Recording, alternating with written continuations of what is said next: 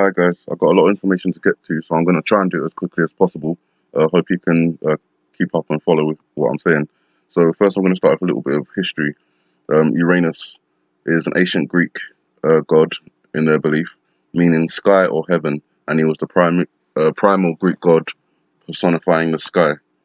Uranus had children, and one of those children was Aphrodite, which was when his son Kronos severed his genitals, threw him into the sea, around which foam developed and transformed into the goddess Aphrodite. Now, Aphrodite is the goddess of love and also beauty, pleasure, and procreation. So basically, she's the goddess of love and sex. Keep that in mind because I'm going to come back to it. As well as I mentioned, Uranus having Aphrodite, he had Kronos. Kronos is, well, kind of in our today's time, he's often associated with time. And he was the leader and the youngest of the first generation of Titans. He went on to have some children of his own, and those children were Zeus, Poseidon, and Hades. And obviously, Hades is underworld, Poseidon is the sea, and Zeus is the sky. So also keep that in mind because I'm going to come back to that as well. Zeus is known as basically the god of thunder, sky and thunder, and he ruled as the king of the gods on the Mount Olympus. What's interesting about Zeus is the fact that he also had children, and his children were Athena and Apollo. So Athena was believed to have been born from the head of her father, and she is the Greek goddess of wisdom, handicraft, and war. Keep that in mind, I'm going to come back to all of this. What's interesting about Athena is in the iPet goat video, which I am now going to go to, we can see on the chalkboard, or on the board here, so I can get a better image of it, we've got the owl, and the owl is often associated with wisdom, which is also interesting because Athena is associated with wisdom, and she has, as you can see there, wisdom, handicraft, and war, and she has an owl, the owl of Athena, or the owl of Minerva. Minerva is the Roman version of Athena, and in Greek mythology, a little owl traditionally represents or accompanies Athena, the virgin goddess of wisdom, or Minerva, her syncretic incarnation in Roman mythology. Because of such association, the bird, often referred to as the owl of Athena or the owl of Minerva, has been used as a symbol of knowledge, wisdom, perspicacity, and erudition throughout the Western world. So I believe that in the iPet Goat video, when we're shown the owl on the wall, it's a sign that there's information to be gleaned from this video. It's directing you towards some sort of knowledge or some sort of wisdom. Going back to the quick history of the Greeks I was going through, as I said, Zeus also had Apollo, and Apollo was known as the god of music, truth, and prophecy, healing, the sun and light, plague, poetry, and more. The bit I want to focus on here is the sun and the light, because Apollo, has been associated with another character, which is Helios. And obviously in the video itself, we have reference to, in the iPet Goat video, we have reference to Helios in the video, which is Heliofont at the end. Heliofont meaning, Helio meaning sun, and font meaning infant or child. So basically, the whole iPet Goat video is talking about the son of Helios, and the son of Helios is named Python, and Python himself means the shining one, but that name was also given to Eos, who is the brother of Helios. So his son was also called Python. And when we look at Eos's son, we can see that the Minoans called him Agimus, and that means the morning and evening star. So there's another being associated with the morning star, and that is Lucifer. And in English language, it refers to the devil or to the planet Venus when appearing as the morning star. So Lucifer is often seen as like a light bringer. Obviously, he was an angel, fallen angel, so that would make sense. Um, Associated with the illumination and the light is the Illuminati, and I believe they are the people who are trying to, along with other secret societies, they're trying to bring forth the Luciferian doctrine, trying to bring out the Antichrist, which is what the whole iPet Got video is kind of really about. They wrote in their general statutes is to put an end to the machinations of the purveyors of injustice and to control them without dominating them. So obviously, it's the whole puppet on the strings kind of thing that we see. And I believe that in order for them to bring out the Antichrist, there's going to need to be some form of blood sacrifice. I don't know how these things work, but that would make sense to me.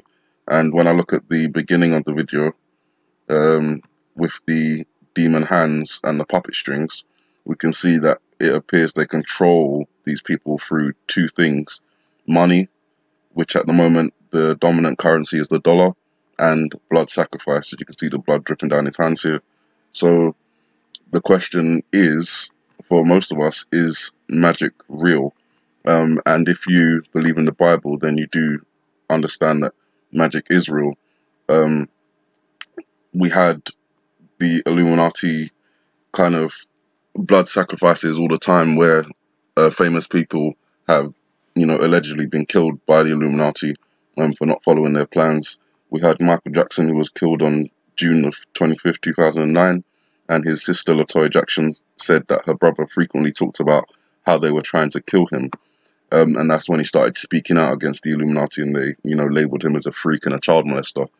In the Bible, there's many verses about sorcery and magic, so we know that if we believe in the Bible, which I do, then we know that magic exists. One of the verses comes from Isaiah chapter 47, verses 9 and 13, which says, "But these two things will come on you suddenly in one day, loss of children and widowhood. They will come on you in full measure in spite of your many sorceries." So God obviously references sorceries there. "In spite of the great power of your spells, you felt secure in your wickedness and said, 'No one sees me.' Your wisdom and your knowledge, they have deluded you. For you have said in your heart, 'I am, and there is no one besides me.' But evil will come on you, which you will not know how to charm away, and disaster will fall on you, for which you cannot atone, and destruction about which which you do not know, will come on you suddenly." That is obviously a reference in terms of destruction. It's got references to spells and sorcery in there. But one of the things that stuck out to me was, for you said in your heart, 'I am, and there is no one besides me.'" And obviously the "I am" stuck out to me because I've done a video on that before, which is the Invictus Games with Prince Harry. "I am" is the motto for the Invictus Games, inspired by the final two lines of the poem Invictus, penned by English poet William Ernest Henley. And the whole "I am" is, "I am the master of my fate, I am the captain of my soul," which according to the Bible is, not what we are. We are not the masters of our fate, and we are not the captains of our soul. We do have responsibility in terms of our fate and souls, but we're not the masters of them. God is the master of all those things. So this is clear Luciferian doctrine. And again, in the actual poem, it says straight. It matters not how straight the gate is, but in the Bible it says the gate is straight. So they're clearly in opposition to the word of God. Now, if they're planning to do some form of blood sacrifice to try and bring out the Illuminati, bring out the Antichrist and Luciferian doctrine, it'll probably have to be a big blood sacrifice. I don't know how spells work, but I'm guessing it would need some form of massive sacrifice in that sense. The Georgia Guidestones tie into that, because if it is a massive blood sacrifice, that means a lot of people are dying, and their ultimate goals are not just the Luciferian doctrine and the Antichrist, but to bring humanity's numbers down and to an order that they can maintain, which is under 500 million. At the moment in the world, there is about 8 billion people, so they would have to get rid of at least 3/4 of the human population, and one of the easiest ways for them to do that would be through nuclear war. You know, people gone, that's it. And then the people that are left will be terrified, scared, food, water, clothing, shelter, peace, safety. They'll want it all. And these people have positioned themselves in order to provide that. So while they would be controlling everything, they wouldn't be doing it through dominance. People would actually want to go into that system so that they can, you know, have some semblance of normal life and safety at the end of the day. And, you know, that's what we have to resist. So all that history there, I just wanted to point out a few things in the iPad God video which I believe confirm some of these things. So I've already talked about the puppet strings being pulled by the demons or by the devil, and that's controlled through the money and through blood sacrifices. In reference to the Greek gods, as I said, I believe Kronos is associated with time, which we have up here above the chalkboard, excuse me. We have it above the chalkboard, the time, but when we go into the video a little bit more, we can see that we've got the owl, which I already said represents Athena, Minerva, the severed genitals, which represent Uranus, and they're being thrown into the sea. And then we have the reference to Aphrodite with the hearts on the chalkboard as well. If I can find it. Gone too far, I think. There we go. Come on. Come on. Let me just play it, sorry. There we go. So the hearts on the chalkboard, you know, reference to love, Aphrodite. As I mentioned, the severed genitals, they reference to sex. So we've got references to love and sex here, which, you know, all comes under Aphrodite. When we actually come out of the classroom and we're moving away, sorry, I forgot it's in slow motion. Okay, so when we're coming out of the classroom, what is going on? Sorry, my computer doesn't want to cooperate. But here we have a trident, so it comes down and we've got the line going through the middle. That's a trident there, that represents Poseidon. And then we've got the lightning bolt, which represents Zeus. So we've got pretty much all the representations of the Greek gods there. When we come to the end of the video, as already been pointed out, we're shown Heliophant, which is Helios, and we're also shown font, so we're shown the sun child, and as I mentioned, the sun child is Python, or as we currently know it, Lucifer. So when we go back into the information that I've got here, I'll try and now pin down if this video is pointing to any particular dates or times. And what's interesting for me is in February, or rather in January, at the end of January, January the 31st, we have a total lunar eclipse. And then just 15 days later, we have a partial solar eclipse. And that seems to be referenced in the video. But even more than that is the fact that even though I still believe that the video is talking about New Year, I'm not sure it's talking about our New Year. Because when we look at the actual video here, we can see that this appears to be on the Korean Peninsula or somewhere over in Asia. That girl is shown to kind of represent South Korea, and you've got the tanks moving forward, which I believe kind of draws a parallel with Tiananmen Square, where the student ran out in front of the tanks and it wouldn't let them pass and they couldn't progress. Seems to be the same kind of theory here. And obviously the yin and yang symbol is a Chinese thing, and I believe that this is the yin, but there's no sign of the yang, so basically evil's taken over. And the fireworks scene, I believe, is in reference to New Year, but considering the location of where this is all happening, I think it's actually referring to the Chinese New Year, or the New Year over on the Asian continent. and that doesn't occur until February the 16th. So the day after the partial solar eclipse is the Chinese New Year.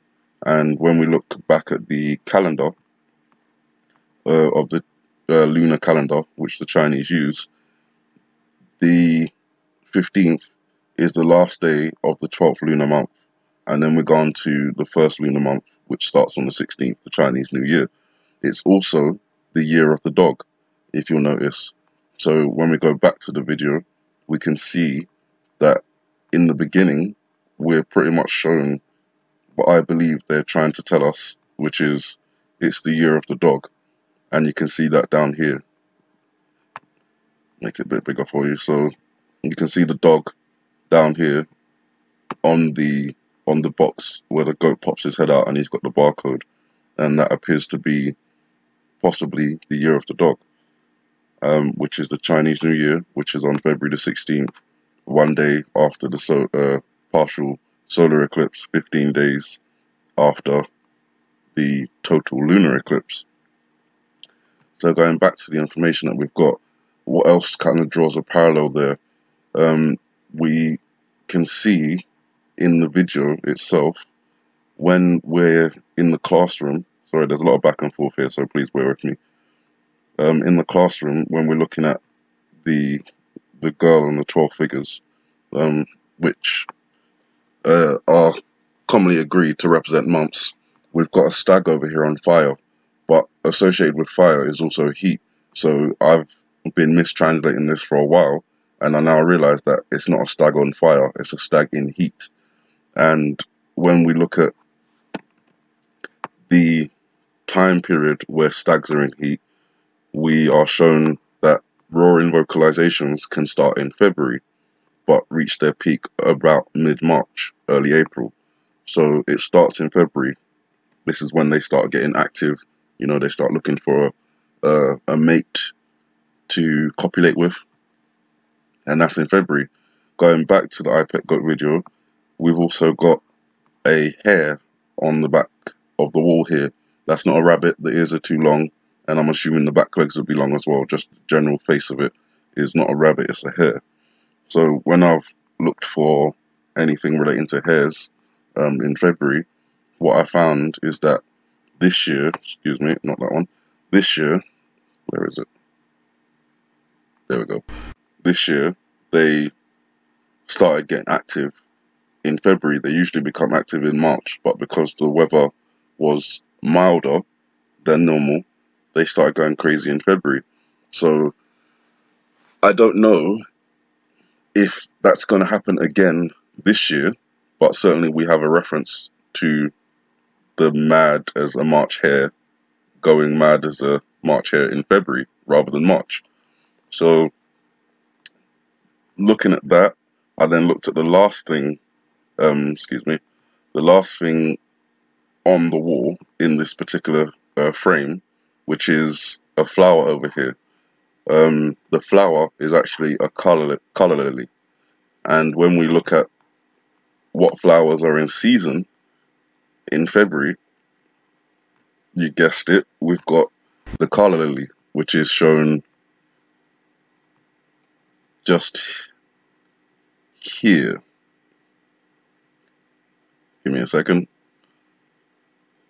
Okay, so there it is, the colour lily, and it starts its season, is in February. But also, you may have noticed before I scrolled up the screen what other flower is in season in February, and that is the water lily. And here it is.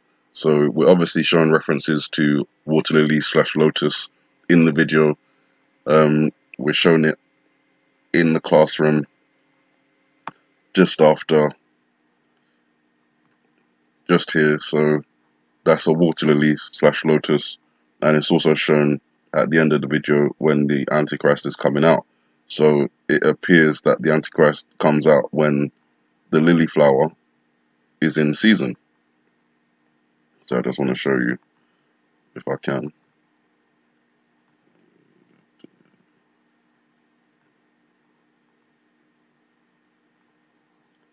Okay, anyway, I can't seem to pinpoint it on that part.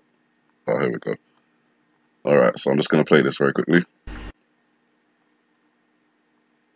You can see the lily flower, lotus flower, they're popping up out of the water. They're basically blooming, and they do that in February. Now, going back to the information that I've compiled, the next thing I want to point out is the actual month of February itself. Did I just close it? No. Okay.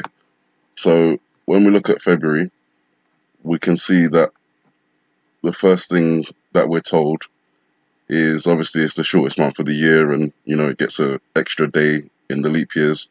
But what I want to point out is the third month of meteorological winter. So not only do we have the lunar 12th, or the lunar month, the 12th lunar month, ending on February 15th, and then the next year on the lunar calendar beginning, starting with the first lunar month, which begins on the 16th of February, which is the same day as the Chinese New Year, which begins the year of the dog, which we're seeing there.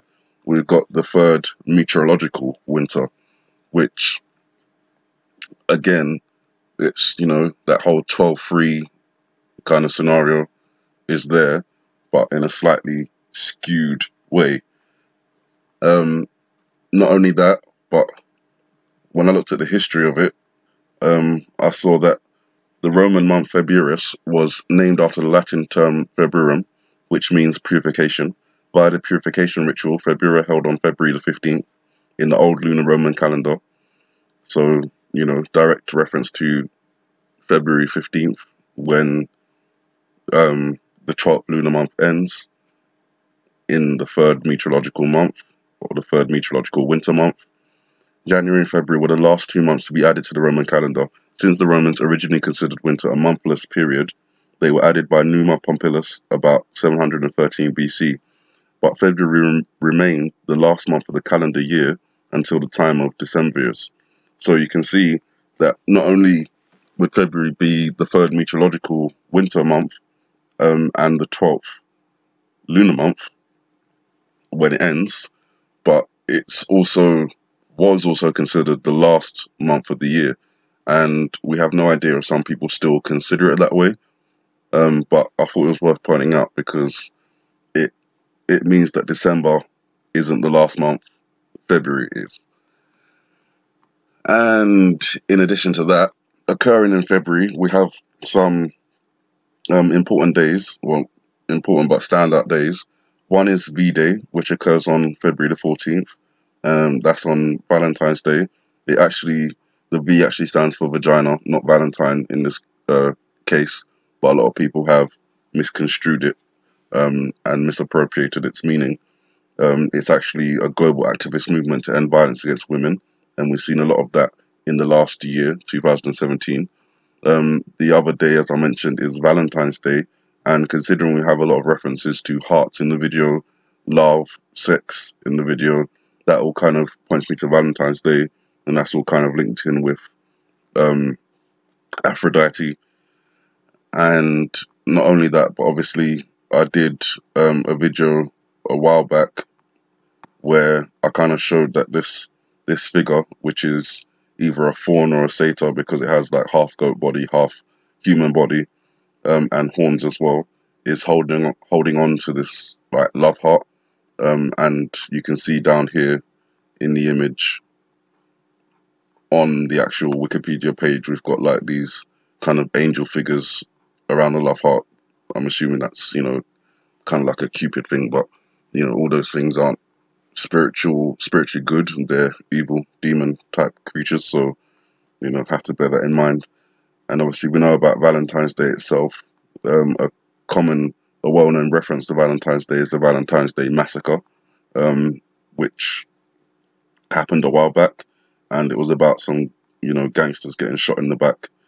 And we have here on the chalkboard, hidden behind all the other images, what appears to be this figure being shot in the back. We don't know if that's actually a representation of Bush or if the D stands for a representation of Donald Trump. This character does a lot of distracting moves. So in the beginning, when he's tap dancing around the classroom and waving his hands about and everything, is kind of like a distraction. And that's how I see Donald Trump. Some of you may not agree, but I feel like he distracts from things by doing some absolutely nuts things on Twitter, and saying things that, you know, ordinary people would consider to be taboo, but he's quite happy to play that role.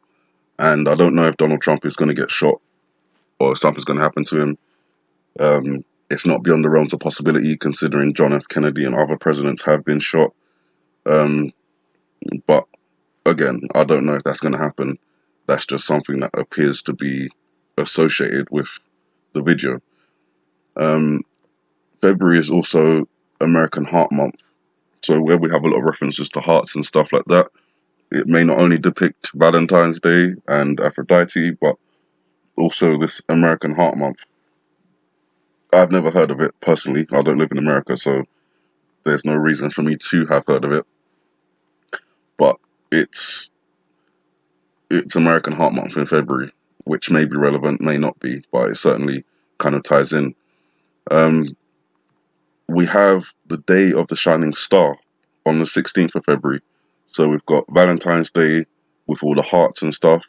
Then we've got February the 15th with the eclipse and the end of the 12th lunar month. And then we've got February the 16th, which is the Chinese New Year and the Day of the Shining Star.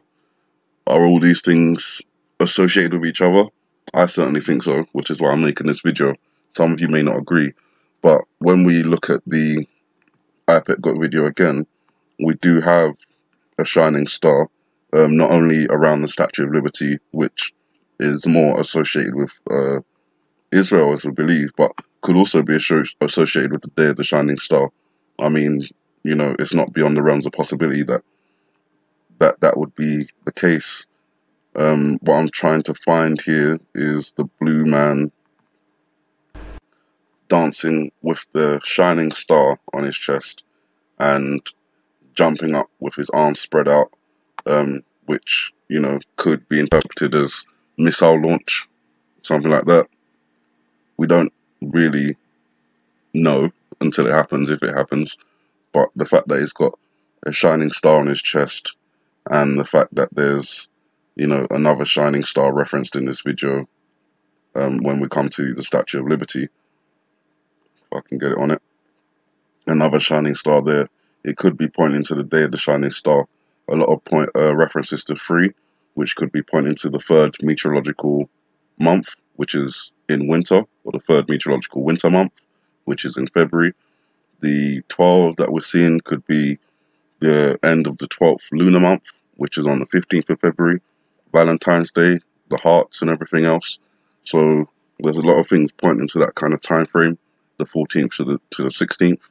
And that's kind of why I'm making this video. There's been a lot of dates, and obviously I appreciate that fact. And I know that a lot of them have been wrong, but, you know, I just feel like we can't just give up because it's the whole boy who cried wolf kind of scenario. If these people are aware of the dates and stuff that we're looking at, and they know personally it's wrong, then why would they not encourage that, you know, make a Blondie Doom and Destiny video, which clearly highlights the new year on the 31st. As I said, it could either be they really don't care that we've got it right because they're about to do whatever they want to do, or they're encouraging us because they know that the date is wrong and that people will, you know, end up kind of saying all this is rubbish and stop making videos and stop watching them and stuff like that, and then, you know, that's it, they can carry on doing what they're doing. So as far as I'm concerned, I think they still need to be investigated. Also in February is the presentation of Jesus at the temple. It's a holiday called Candlemas. I've never celebrated it myself, but it's basically a purification rite with the Jewish ceremony of the redemption of the firstborn. In Western Christianity, the traditional name for the day is Candlemas, which is also known as the Feast of Purification of the Virgin and the meeting of the Lord. Now, that stands out to me again because, again, in the IPEC GOAT video, we have reference to the purification of a virgin, and that appears to be at this scene here, where the bloodstain disappears, as you saw it there. That's purification. And I don't know if this woman is supposed to be the representation of a virgin or not, but certainly she's been purified. And that has come just after we see earlier in the scene where it appears the hand of God comes down, or the meeting, as it says in on Wikipedia, the meeting, sorry, I've forgotten what it says, so I have to go back. The meeting of the Lord. So if this is the Lord's hand, representation of the Lord's hand extending down out of the heavens, then that could be classified as a meeting of the Lord. And then the very next scene, we have the purification of what could be seen as a virgin. And just see the hand coming down, the meeting of the Lord, and then obviously, as I showed you before, the purification of the virgin there. So again, that's kind of referenced in this IPEC GOAT video, and that is again happening in February. A lot of information to kind of take in, but in reference to all of that, if something is going to happen, then we have heard from officials like John Bolton, the former US ambassador to the UN and a notable hawk from the George W. Bush era, who visited London and the House of Commons. His mission, whether it was official or not, was to relay that the CIA chiefs had told Donald Trump that he has a 3-month window in which to act to halt the North Korea's ICBM program, after which the North Koreans will have the capability to hit US cities, including Washington, with a nuclear payload. Now, there's news out there that says that they can already do that. Obviously, we don't actually know if that's true or not. According to this report, this was published on the 4th of December, the CIA have given Donald Trump a 3-month window, which brings it to March. And obviously, right in the middle of March, we have February. Right in the middle of January and March, we have February, the second month out of the 3. Could something happen in that timeline? I don't know. This apparent March deadline for what can only be considered a preemptive strike was also mentioned to a former European parliamentarian by a senior US commander a few days ago at Panmunjom on Korea's demilitarized zone, which separates the north from the south, with speculation rife that the CIA Director Mike Pompeo may replace Rex Tillerson as US Secretary of State. The standoff seems likely to intensify because Pompeo reportedly takes an even harder line towards North Korea. So it would be good to look out for any administration changes like that to see if Rex Tillerson does get replaced by Mike Pompeo. And as you see here, he's a hardliner against North Korea, and therefore some sort of preemptive strike may be even more likely if he becomes the actual Secretary of State. And obviously, that's within the 3-month time window from December the 4th, well, really from January to March. 3 months. That's all you've got, is what he's being told by the CIA, what Donald Trump has been told by the CIA. Again, we don't know if that's going to happen, but it's definitely worth pointing out. And now I just want to get into kind of like the potential scenario that may occur. So it appears that there's a couple of things that are commonly agreed that will happen. One of them is a nuclear strike, whether that is on the mainland or into the Pacific Ocean, I don't know. But the other two things that are commonly seen as happening as part of this whole scenario is an earthquake, a massive one, and a tsunami. Tsunamis are generally generated by earthquakes because they take a lot of power to create, and earthquakes have that power to do that. The strongest earthquake on the Mercalli scale is an X for extreme. This is when some well-built wooden structures destroyed, most masonry and frame structures destroyed with foundations, and rails are bent. And so that's like the most extreme earthquake you can have. If the earthquake is started by nuclear devices, say for example nuclear devices placed in canyons along the east and possibly the west coast as well, that could activate a tsunami. The earthquake itself would have to be a 9 or above in order to generate the kind of tsunami we're talking about. And one of the ways of doing that would be to activate one or all of the seismic fault zones in America. A dangerous and scary scenario because you don't only have the San Andreas fault, you've got the Cascadia subduction zone, the New Madrid seismic zone, the Ramapo seismic zone, the Hayward fault, the Denali fault system. If all, or even just like 3 or 4 of them were to be activated by nuclear devices, it would cause shaking like we've never seen and a massive tsunami to spawn as well. The likelihood of that happening, I really don't have any percentages for you, but it reminds me of the Bible, Revelation 16, chapter 16, verse 18. Then there came flashes of lightning, rumblings, peals of thunder, and a severe earthquake. No earthquake like it has ever occurred since mankind has been on earth. So tremendous was the quake. Now, we can look at quakes that have gone before, like the Boxing Day tsunami and quake that happened with Indonesia, or the 2011 Japan quake and tsunami that happened in 2011. But when I think of a quake like no one has ever seen before, I don't think that's them.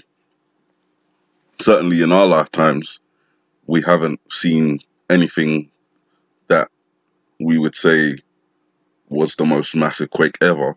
I'm thinking a quake like that would have to be above a magnitude 9, which is a scary thought considering what happened with Indonesia and what happened with Japan. If those aren't the strongest quakes the Earth can generate, then, we're in some trouble. And if that scenario, just remember this is a scenario, this isn't fact, this is, speculation. So if that scenario of nuclear devices being placed in canyons, setting off earthquakes and fault lines, generating a tsunami is something that could happen, then Yellowstone could also be activated during that time if the fault lines go off. And obviously then, the catastrophe reaches another level. Forget about, you could have a nuclear winter at the same time as you have a volcanic winter. I don't know how those two would combine, but I'm assuming you wouldn't see the sun, you wouldn't see the moon, you wouldn't see the stars, the air would be toxic, there would be ash falling everywhere, which could be what is falling in the iPet Goat video. We've shown a lot of scenes where there's snow falling down, and we just associate that with winter. It could be a nuclear winter, it could be a volcanic winter. Even you can see some of the all of this, and the sky is blocked out, so it could be nuclear winter, it could be volcanic. Even with the scene with the mother and the child, they've put it like it's coming out of this jar here. We obviously know it's in the background, but it's the shape of a kind of nuclear explosion in terms of the clouds radiating outwards and a ball of fire in the middle.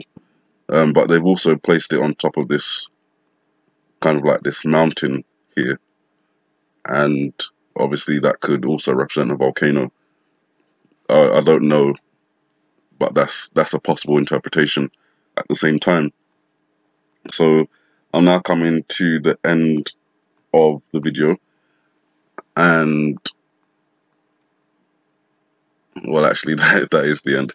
The last thing I want to kind of just point out is the fact that all of this appears to be an effort to bring about the Antichrist.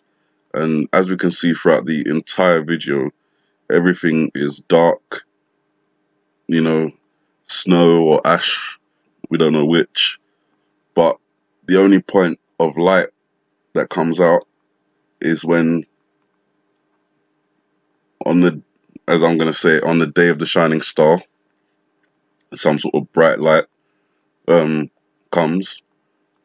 And then we have the Antichrist figure emerging from the underworld, which obviously, if some people out there think that's Jesus, then Jesus would never be emerging. I don't think it'd be coming from the underworld. It says that it'd be coming on the clouds from heaven. So this is clear reference to the Antichrist. The lily flowers popping up, obviously they bloom in February, and it's all light all of a sudden, and that's because this figure that they've brought out is what they classify as the illuminated one. He's got the all-seeing eye on his head, the unfinished pyramid cap with the illumination on it, a reference to Illuminati, and Python, the shining one, or Lucifer, the morning star. And when he comes out, it's no longer dark. There's no snow or ash fall, but the church is destroyed. And that brings in the one world religion along with the Antichrist and everything else.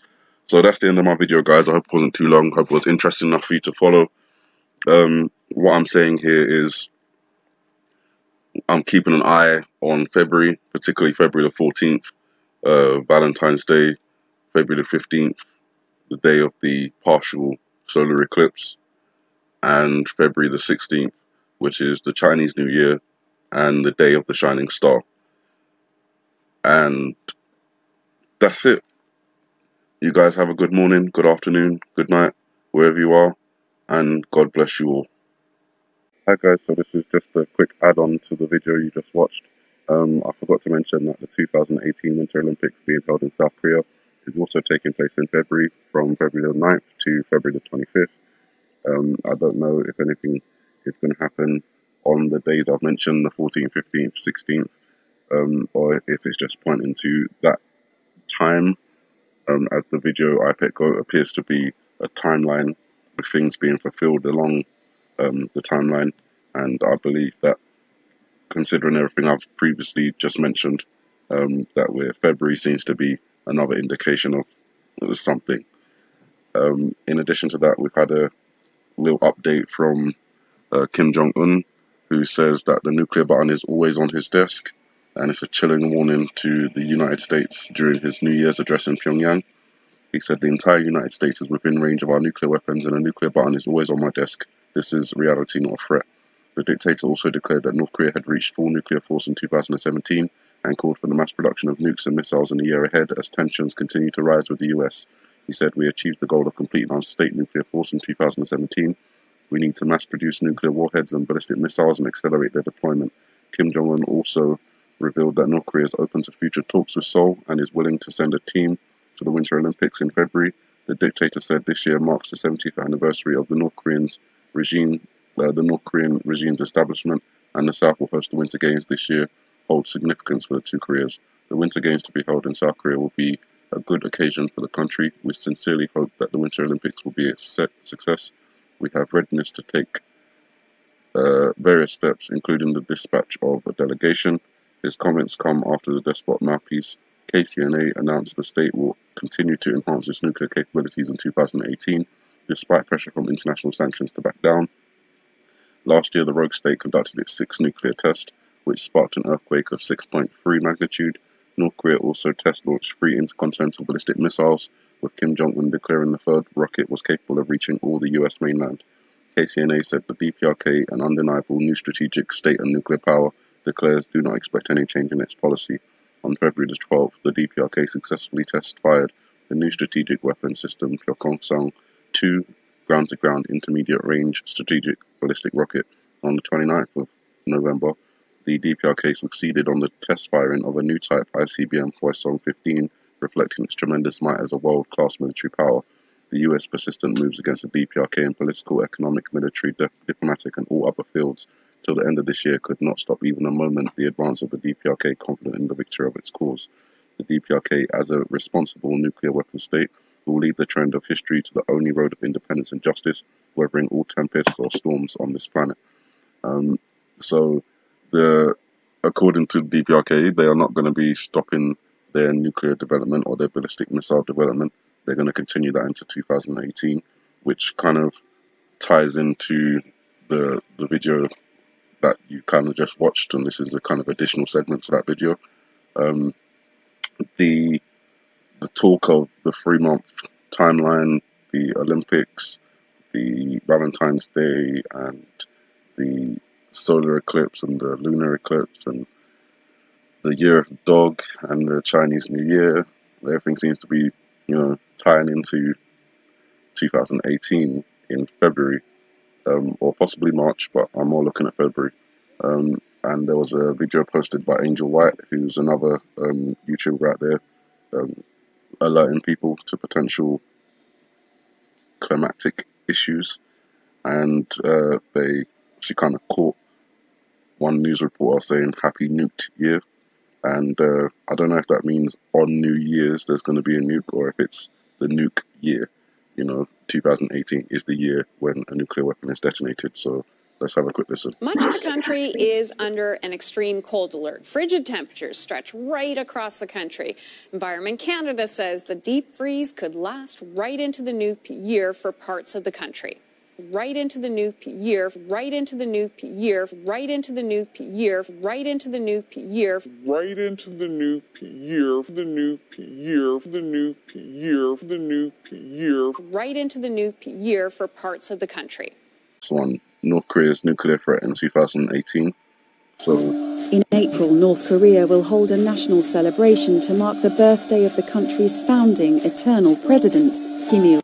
So if the economists do know some things that we don't know, and they're, capable of predicting things that happen in the future because they are involved in those things, then it appears that they're suggesting that North Korea's nuclear threat in 2018 will be, basically the year where this threat kind of escalates, and tensions between the US and North Korea reach fever pitch and possibly boil over. And that could happen as early as February or as late as April. I've even read one recent report that claims, from a top official, the newspaper claims that a top official from North Korea has said that Kim Jong-un wants to have a nuclear weapon a live one, ready to test on September the 9th, 2018.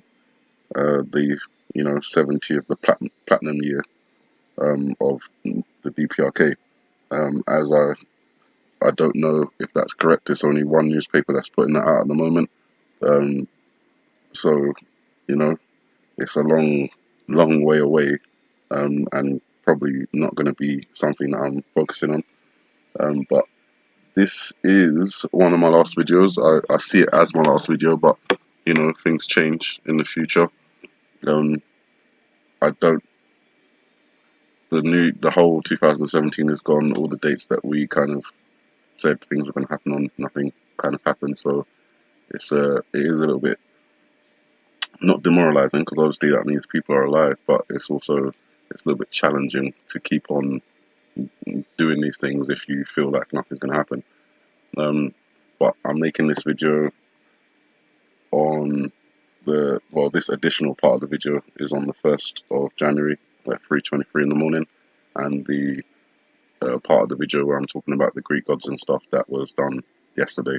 So I am just waiting for the last couple of hours to pass to see if this year, the 31st, the 1st, kind of brings anything that we're anticipating. But if not, this will be the video I upload, and it will be, as I said, probably one of the last videos I upload, unless there's some major updates that I think you guys should be aware of. Until then, you guys take care of yourselves. Have a good morning, good afternoon, good night, and God bless you all.